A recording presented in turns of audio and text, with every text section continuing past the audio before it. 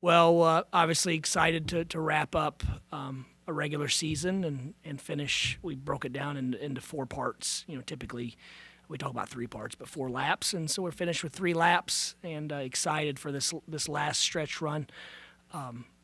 Overall, happy with our health. Obviously, LJ being the one asterisk, but we're in a good place mentally, physically, and so we've got to get rested. We've got to fix a few things on both sides of the ball and be ready for whatever's next.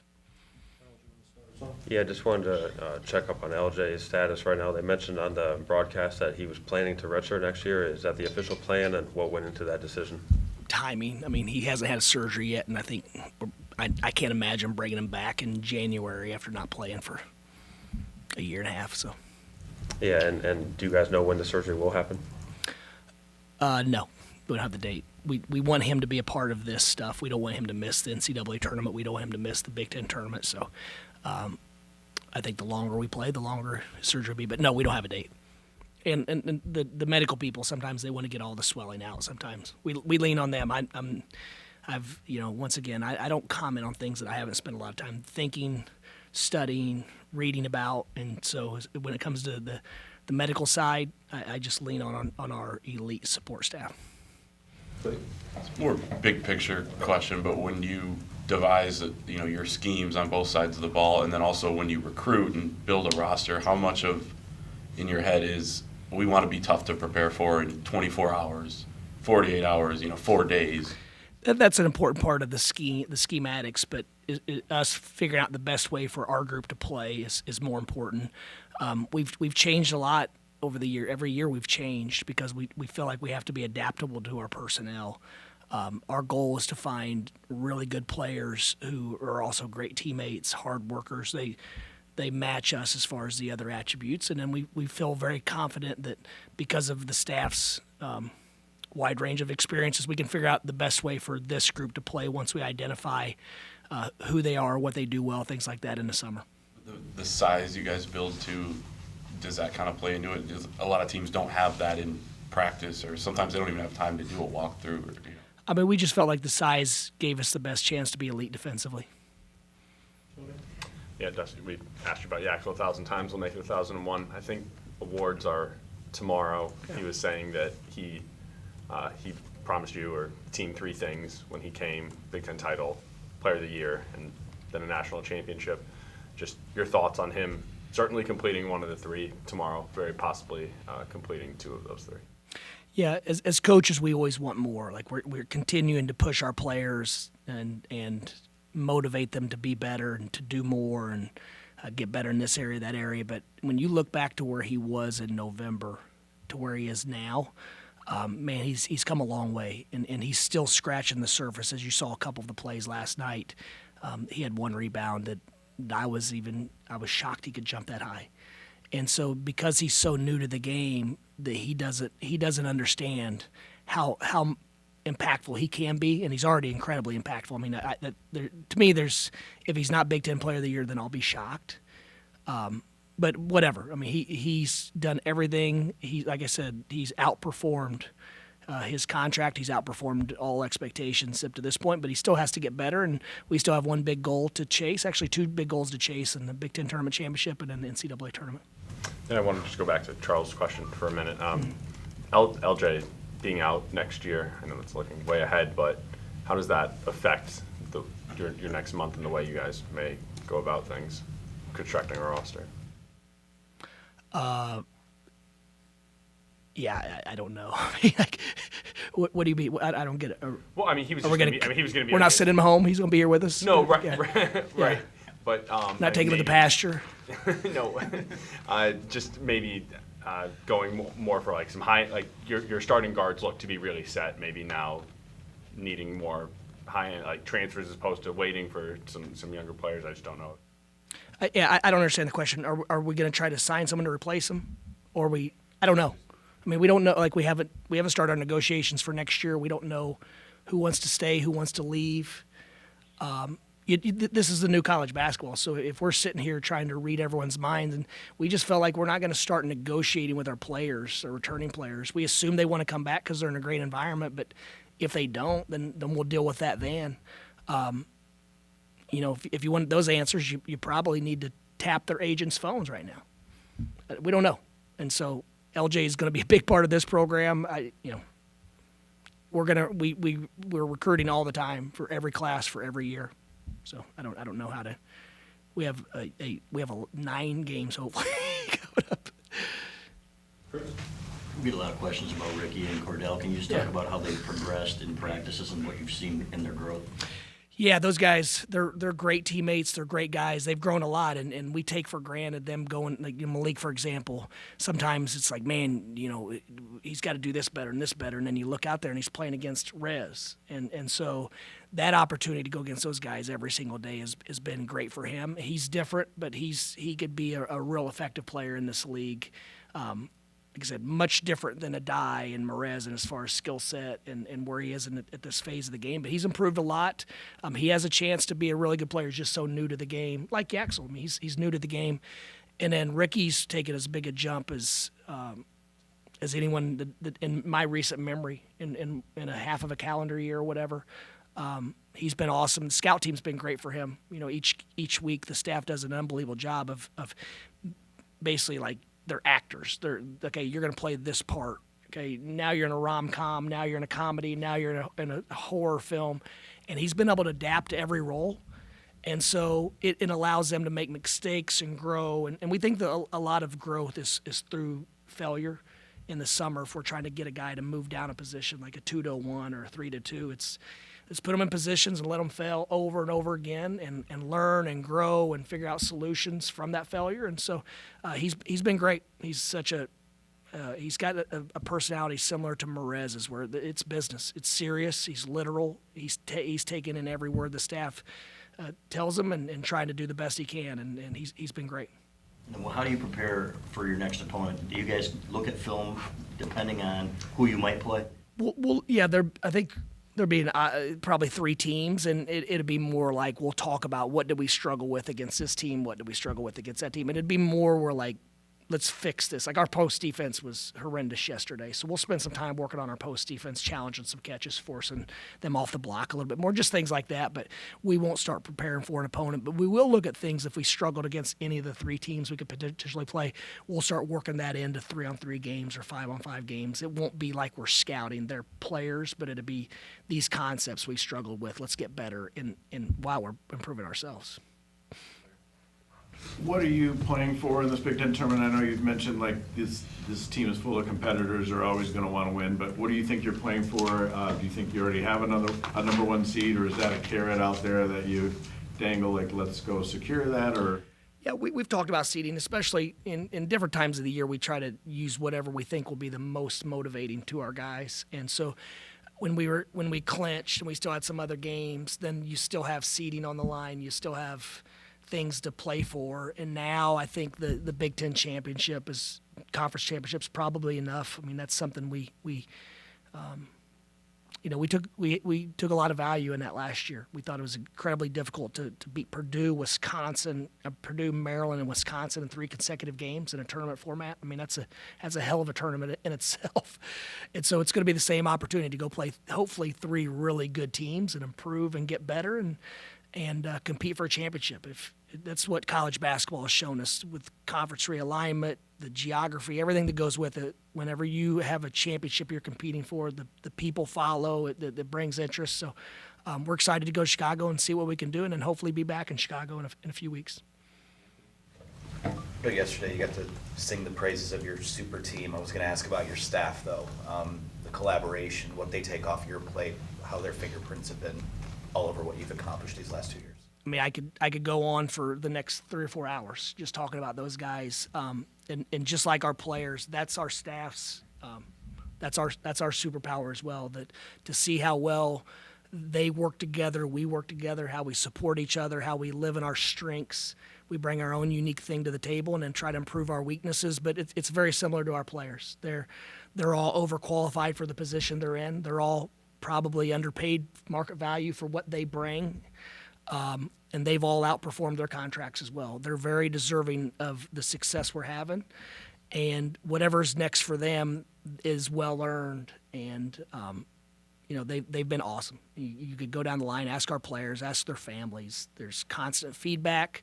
There's daily improvement. There's a real investment in developing human potential in our program.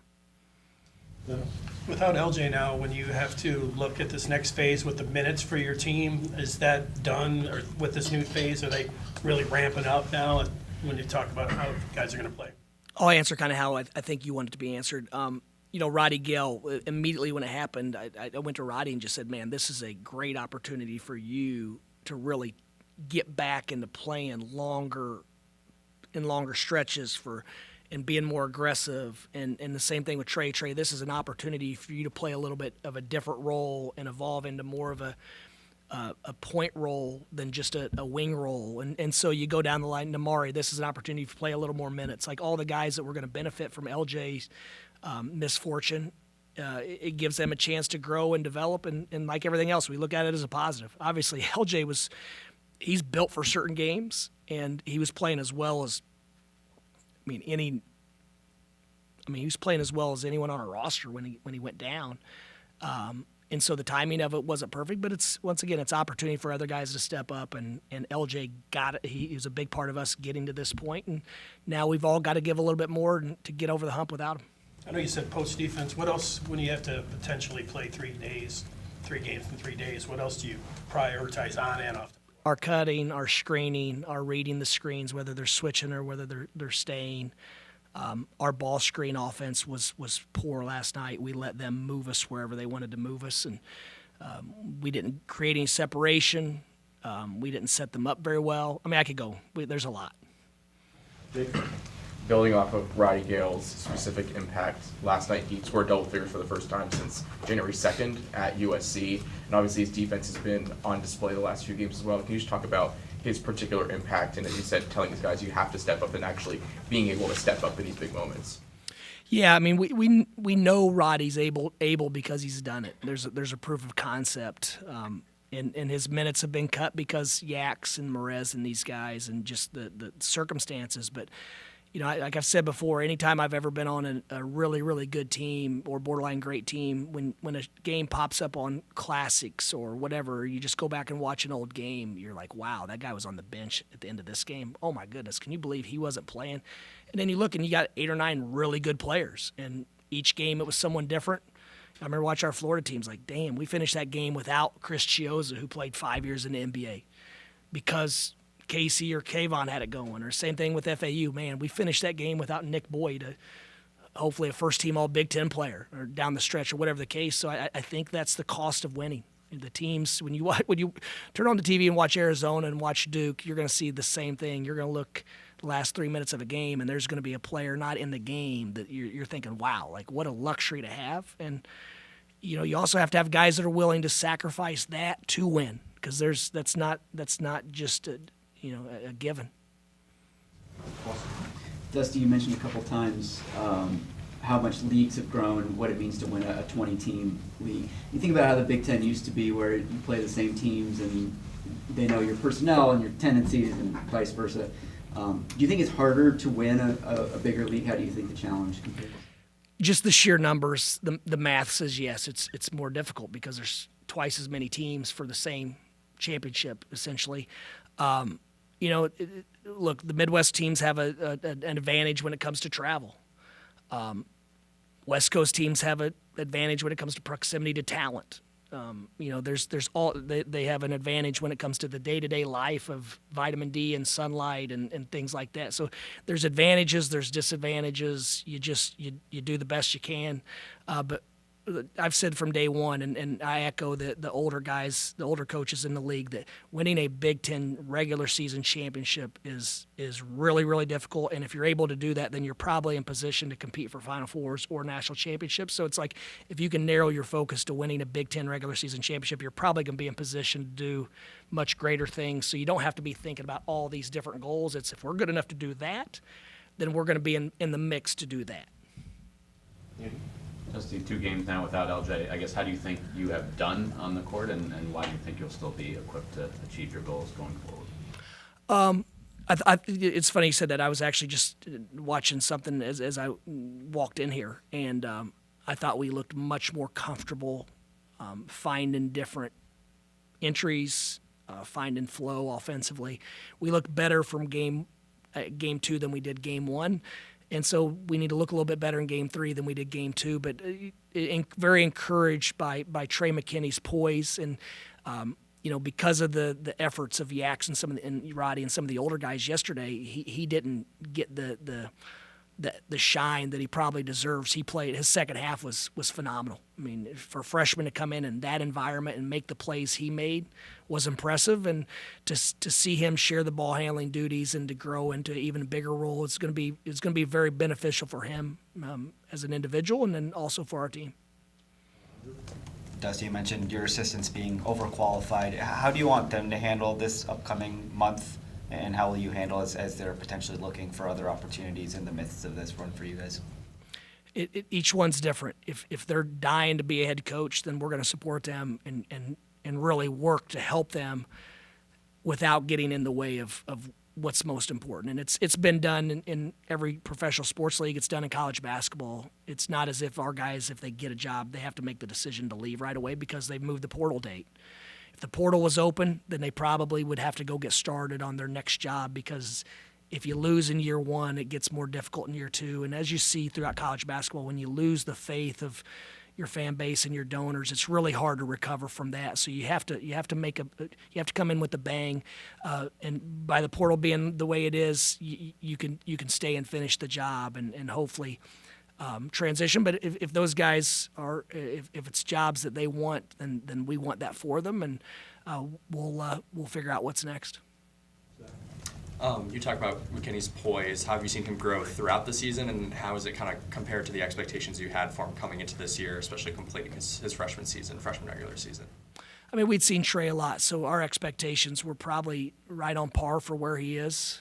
He's been really good. He's been a big part of our success, especially we talk about it for a freshman to contribute in the Big Ten. Let's call it 4 or 5 points a game. They're a good player, and then for him to have the impact he's had on a winning team is that much more impressive. And he was a big sign for us, for him to be Mr. Basketball, someone that everyone in the country would love to have in their program. For him to choose Michigan for all the right reasons was big for us. And he's played well. He's getting better, and his off the court behaviors are even better than his performance on the court. I mean, he's a professional in every sense. I think Chris will close it up for us. Go ahead. Go ahead. Oh, okay. And the Big Ten tournament, you talked about your players a little bit, but like you personally, talked about your predecessor, Bob Knight, what he's thought about this. I guess, what do you think about these 3 games in 3 days before the NCAA tournament? And I guess also given what happened last year, where some people think maybe the champion or the teams weren't rewarded properly, given how it ended. That's loaded. I mean, that's a multi-part question, but once again, like sometimes our perceptions and nostalgia or history affect the way we think, and what we think is just not reality. So my staff doing what they do, and I said that about Coach Knight, they went back and researched it, and pretty much every Final Four team in every national championship has at least advanced to the finals of the conference tournament. They've done, I don't know, did Florida win the SEC tournament last year? Probably. And so then you go back and you look at Coach Knight, the way he did it. That was the first couple of years of the Big Ten tournament, and I think he had fought against it. And so I'm not saying he was stubborn, but he could have very well been had a moment of stubbornness and not wanted to give what was necessary to win the Big Ten tournament because it wasn't important to him. And so I don't know, but we're going to go compete. We're going to try to win. I was happy when we were talking about the seating and the sites and all that where we requested to go was playing Friday, because if you get home Sunday night at midnight or 1 a.m., playing Thursday and Friday is a significant difference. And then if you can go Friday, Sunday, then the next week balances it out a little bit better, hopefully. And so, yeah, that's where our mindset is. We're never going to go to Indiana or Chicago, wherever the Big Ten tournament is, and not give our best and compete to win. So Florida Philadelphia, did that win is, it, yes. by the way. Philadelphia, you meant for Friday? Is that the? If that's where Friday, then yes, that was one of the old thing. Once again, which one's better for fans, which one's better for this, which one's better for that, and one of them was Friday and one was Saturday. And I thought that was significant because we wouldn't be playing on Sunday. Chris, you want to close this up? They seemed to catch you a couple times in transition when you were celebrating your successes a little bit. And could you just talk about your transition defense this year, how pleased you are with it, and then did they just were they caught up in the moment yesterday, your guys? Overall, yes, we're happy. Our transition defense come a long way. You look at where we were in November, and we fixed some things that were killing us. No, actually, look, the way I'm wired, when we gave up those baskets, I was really disappointed in myself because we spent in game one, and I don't remember the amount of prep time, but I remember us stressing over and over and over again the lag time of getting from one thing to the next against them because they're elite at it, and they always have been. It's no secret. Next year they're going to be elite at it. As long as Coach Izzo's there, they're going to be elite at running on makes and misses and trying to score in the first couple seconds, and if they don't, then pulling it out and running a set. And so it seemed like every minute of every day we talked about the lag time and sprinting back and doing these certain things, and we didn't stress it that much, and we didn't have the practice time. As we said, we were delayed from Iowa getting home. We got back the evening of the day following the game, and so we had a film session and a stretch and a brief walkthrough, a couple points, and then the next day we essentially had a quick practice and another walkthrough and film session. So, but I was disappointed myself that we weren't hammering home that lag time because that's the difference in the game. That getting from one thing to the next against those guys is probably the thing that can get you beat the easiest. And then I know you've been busy, but have you had a chance to look across the street and see what Rich Marion's been doing with that Pioneer program? Yeah, Tom keeps me updated. I tried to. This is once again, I'm oblivious to the world going on around me. I called him the other night to congratulate him on district, and it was like the fourth quarter of the game he was playing after. So yeah, no, very happy for Rich. He's a basketball junkie. He's someone that you talk about professionals. He's a true professional. He cares about the kids. His temperament is off the charts. So very, very happy for him and the local basketball scene here in Ann Arbor. Thanks, guys.